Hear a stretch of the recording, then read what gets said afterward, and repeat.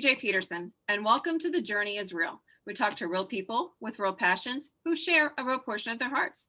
Today, my guest is Michael Messner, and we titled his podcast, Look Out, The Violence of Youth Sports. Thank you for coming on today, Michael. Thanks. Glad to be here. Awesome. Well, hockey is like a passion for you. And I can tell this because when I went on your website, I noticed that you were actually a hockey player at Penn State. Would you mind kind of sharing your journey with us from that, from growing up in hockey to, doing it in college to where you are now, where you've actually made a documentary, and we'll get to that in just a second.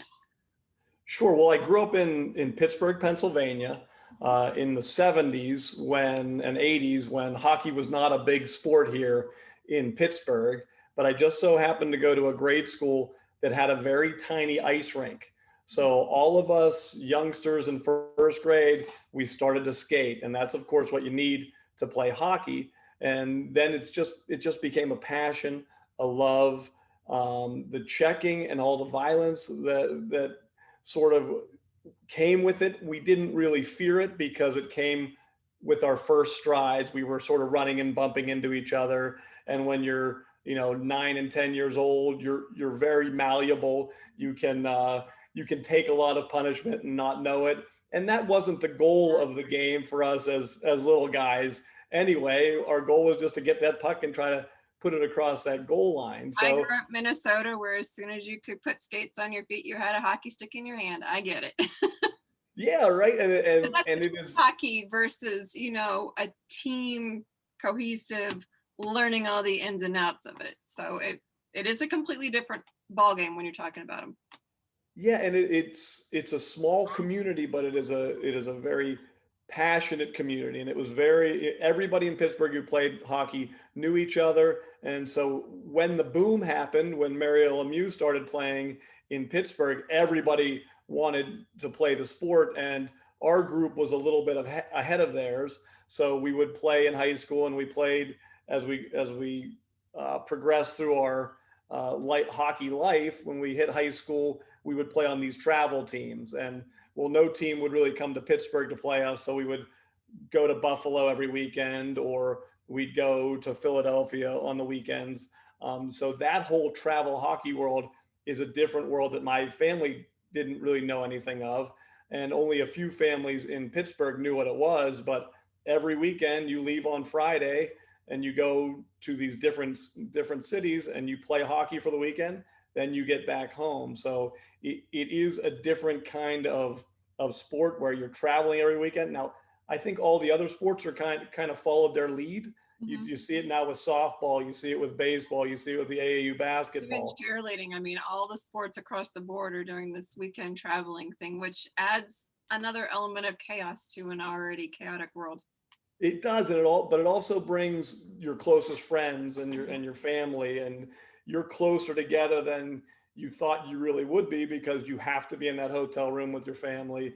It is a good experience that way, where you are all a community, where other parents can say, hey, get in bed, or don't do that. You're listening to all these people tell you, and if it's a good group of families, you can be raised in a really, in a good way where you understand, okay, this parent's not yelling at me. He just wants me to be better. So he's telling me to do these right things. And then there's different kind of people on the trips. There's pastors, there's athletes, there's everything. They're kind of all giving you this guide that is more than the sport, which I found really fascinating. Yeah, and if you're like in a small family or something, that allows you to kind of experience a larger family, and it builds a sense of community. They say that it takes a village. Well, there's your village is actually traveling with you to the different communities.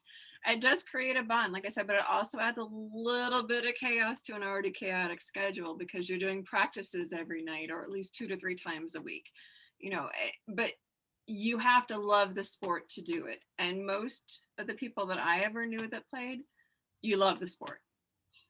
You do, no matter what role you play on the team too, you love it because it takes 6 guys on the ice at a time, including the goalie, to make something happen. You really rarely can do anything yourself.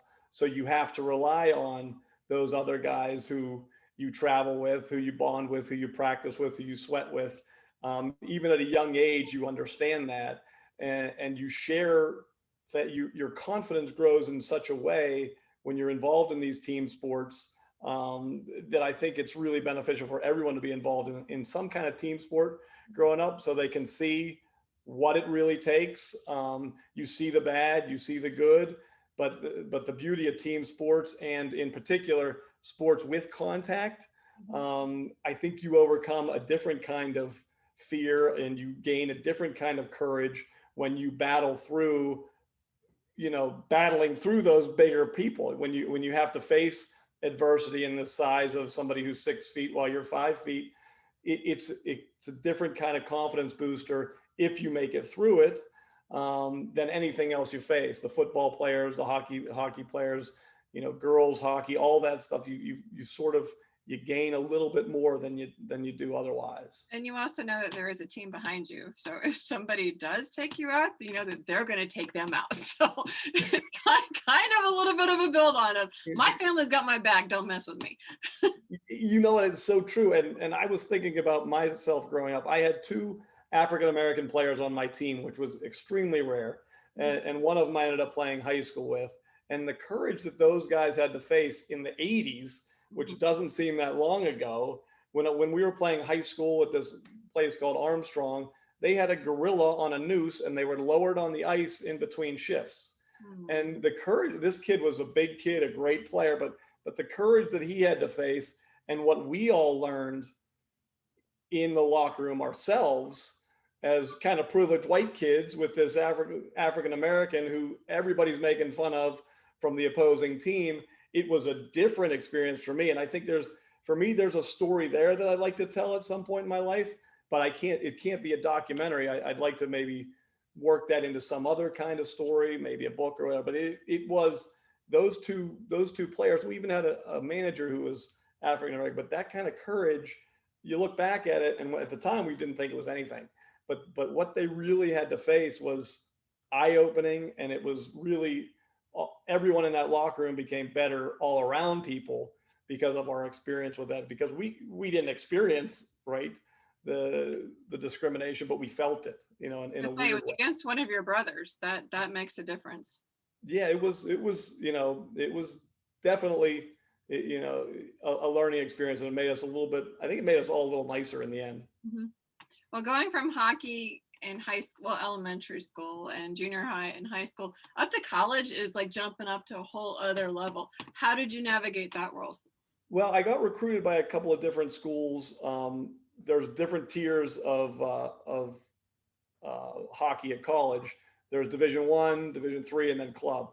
So I got recruited by some Division I, Division III, and Penn State was this really powerhouse club program that beat Division I teams and beat Division III teams. But I wanted to do D1 or D3, so I had committed to another school, and then I spent the summer at Penn State counseling hockey camp. And I had been in boys' school for 12 years. So then I was a counselor at Penn State's hockey camp in the summer by the pool. And I said, I'm going to go here for at least a year. So I did that, and I ended up falling in love with it.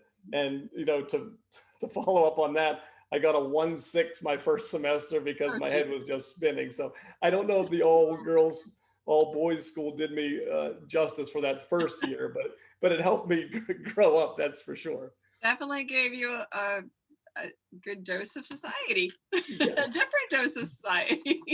So, but after college, which we had a very successful college run, we won the national championship for club.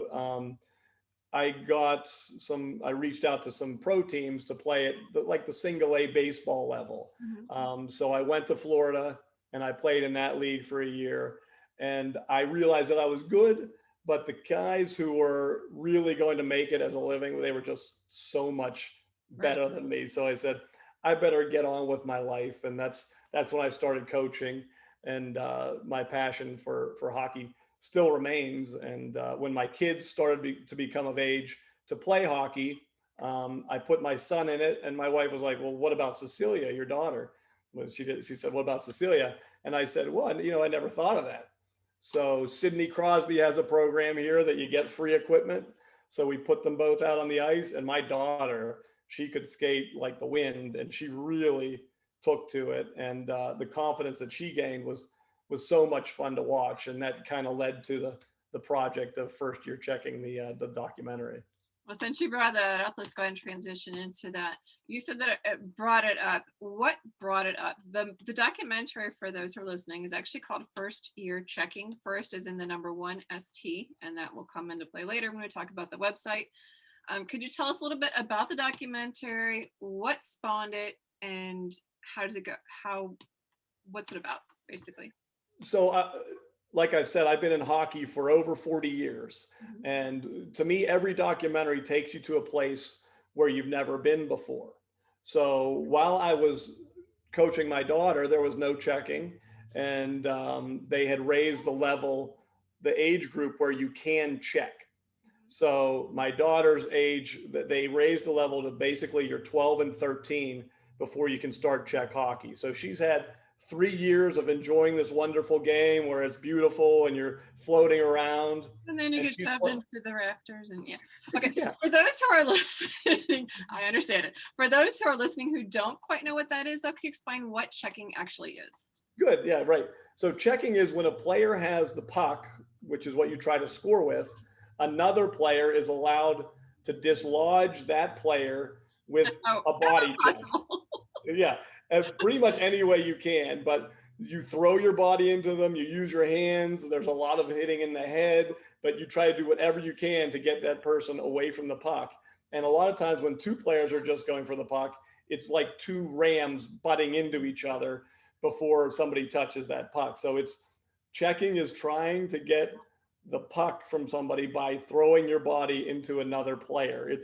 It can be very violent, it can be very beautiful. It can also be very dangerous, especially at such a young age. I mean, I know they have helmets on, but it's kind of like football players. You can only get knocked around so many times before things start happening in there.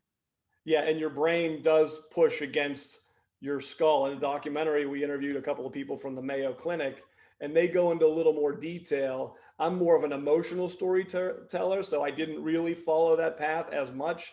I sort of just documented my son's journey through the year. But getting back to Grayson, yes. Yeah, okay, so I know he starred in it, so I would make sure.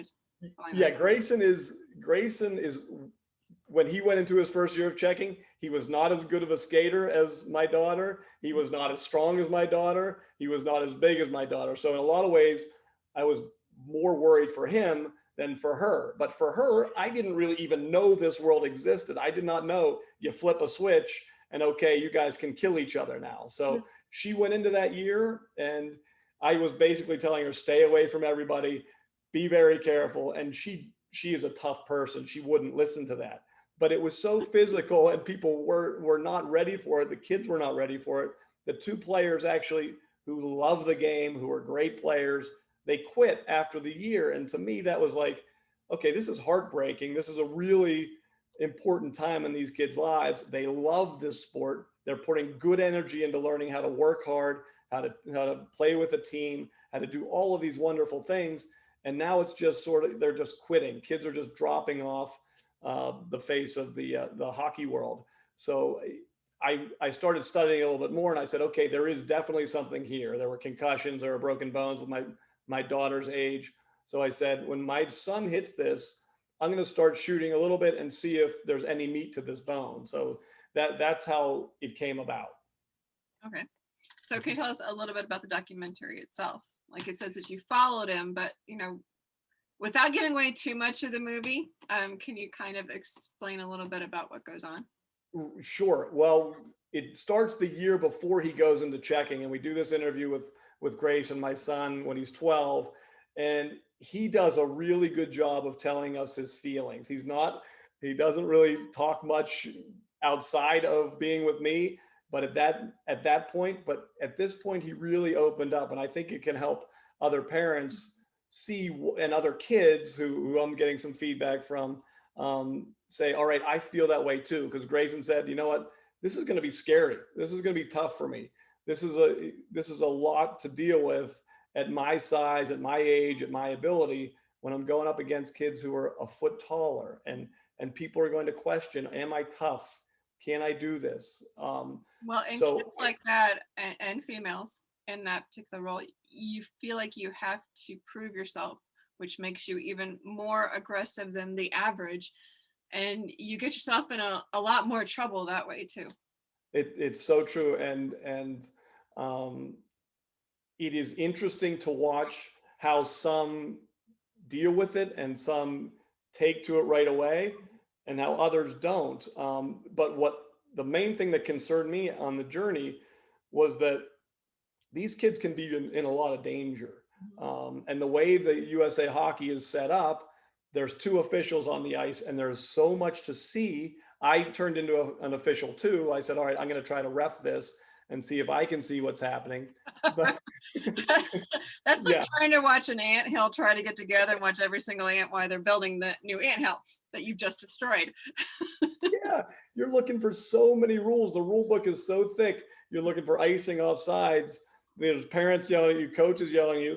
Then there's a check, and you're like, did that elbow hit his head? I don't know. I don't think it did, but maybe it did, and that could affect that kid for a long time. So there's not enough governance on watching the game itself.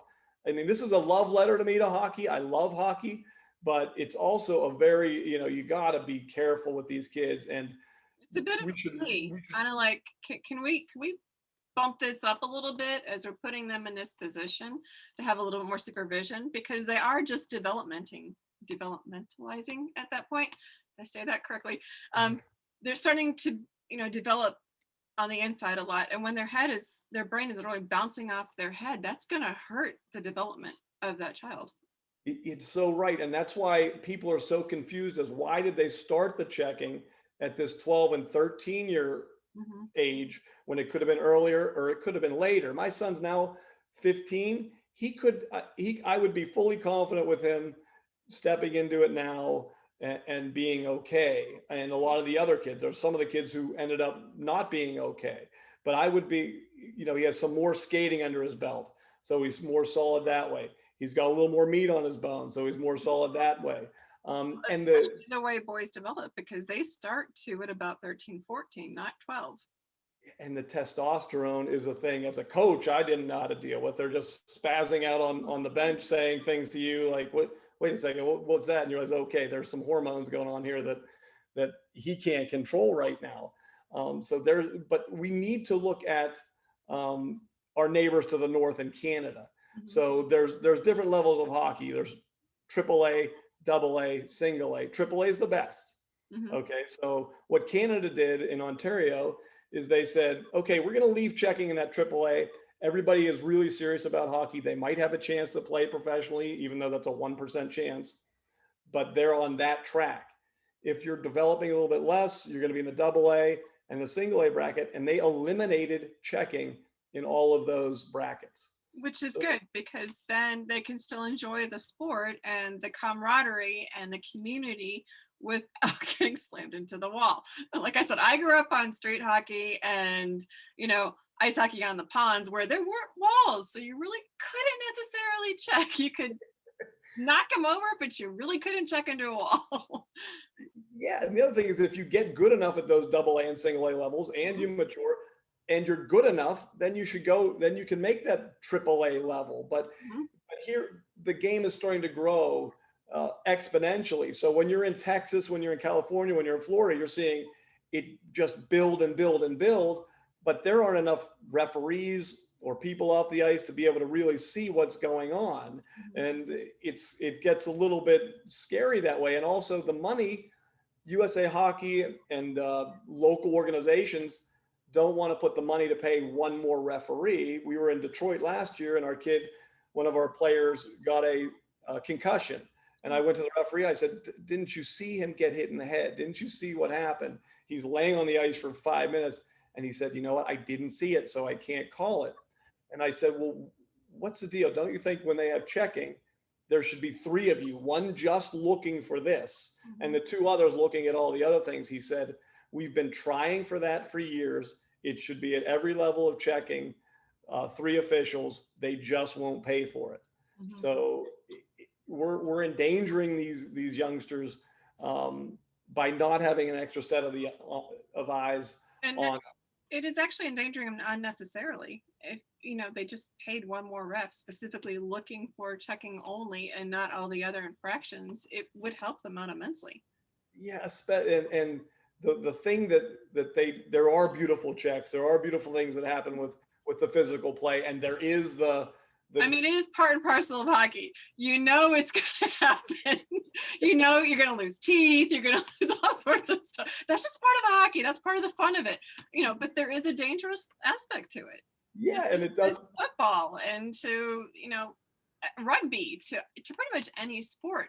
But if it's supervised and developed properly, it can be done in a way that's not quite so dangerous. It's so that's perfect the way you said that. And also the other thing that has come up after the documentary is, why don't we do what football does and have some weight limits? I have a kid we had a team that just went up to Boston, and now we were the older kids, and there were other kids starting their first year of checking. So we had a kid who's 200 pounds going up against 90-pound kids. No way. Now, if he had the wrong kind of testosterone, if he was mad that day, or something bad could happen. So I can see a case. There was no weight limits back when I started in Pittsburgh, and because there just weren't enough kids to play hockey, we just wanted as many as we can. And I think the game can grow so fast and so much more. And these contact sports just gotta watch out. It seems like football's actually doing a good job. They're protecting the quarterbacks in the NFL. They're watching out for these head hits. I think hockey is just always just a step behind, and this is a chance, just by doing one or two things, they can make it a lot better. Well, in all honesty, in America, football has a little bit more precedence than hockey, and this is saying it from a hockey fan. But up in Canada, like you mentioned, hockey has more precedence, and so they're a little bit more stringent on the rules, and the guidelines are already there. And if we just kind of pattern after that, there's a lot of stuff that can be alleviated from it. Yeah, like you said, they are the leaders. This is their sport. That's their thing. I mean, flat out, that's what they do. And Minnesotans too. I mean, exactly. You guys are pretty crazy. And in fact, in Minnesota has eliminated the USA Hockey, and a couple of leagues say, we're not listening to USA Hockey. We're starting checking as soon as you start skating, you're going to be checking, so you know how to check. So that you know what to do with your body, so that you know that skating is the most important thing. Because also what happens when these kids play hockey without checking for all this time, your head is straight down and you're stick handling like this, and you're looking straight down at that puck, and you don't see the big 200-pound kid coming to get you. So you learn bad habits. So I don't necessarily agree that checking should start at 6 or 7, but I don't necessarily agree that it should start at 12 and 13 or whenever. There is something here that some higher powers need to study than me. Now, your movie, we have just a few minutes left. Your movie has won some awards already. Can you tell us about those? Yes, it won some awards in Toronto. It's a best sports documentary and best documentary. That's saying a lot from out of Toronto. Yes, and also in Vancouver. And then there was something called the Documentary Film Festival, which I really enjoyed. Most of these are on Zoom, but the Documentary Film Festival, they did a really neat thing where they gave you actual feedback from viewers. So they interviewed the viewers afterwards, and they gave you the feedback. So that's neat.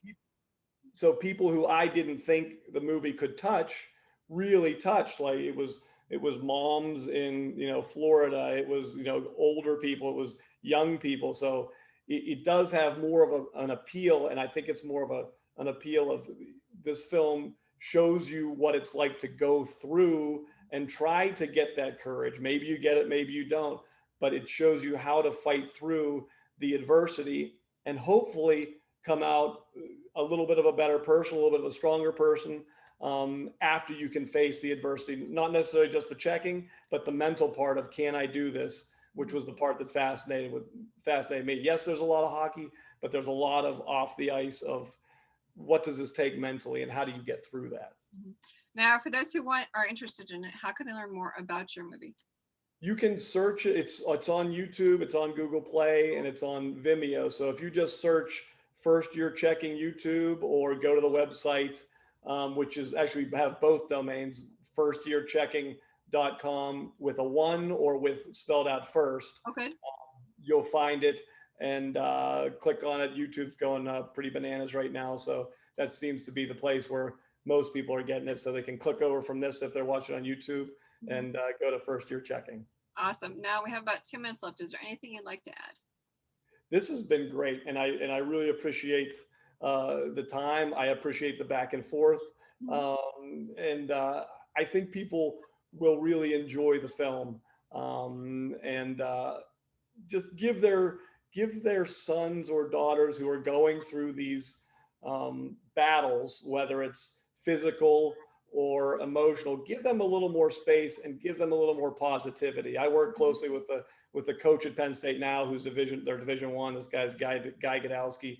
So he coaches the best players in the world, and he is just the most positive person. And you think at that level, you're always peck. He's like, who wants to be around a person who's negative? Be that positive coach, be that positive parent, be that safe zone for your player, because they're going to learn through their sport where they fit no matter what. Give them that positivity.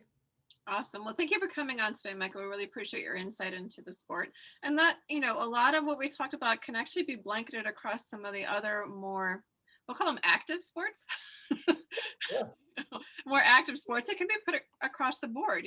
Kids can face the same fear in football, in rugby, and, if they're Australian rules football players, good night. They don't even have the padding. I mean, it can go across all sports. And it's like the safety of the children is the most important portion of this. But also learning it from Grayson's point of view is a unique perspective that I really appreciate you showing. And I thank my family so much for letting me stick a camera in their face for a year and a half. I said, thank you for coming on today, Michael. And thank you guys for listening to The Journey is Real. We talk to real people with real passions who share a real portion of their hearts. I'm CJ Peterson of cjpetersonwrites.com. Until next time.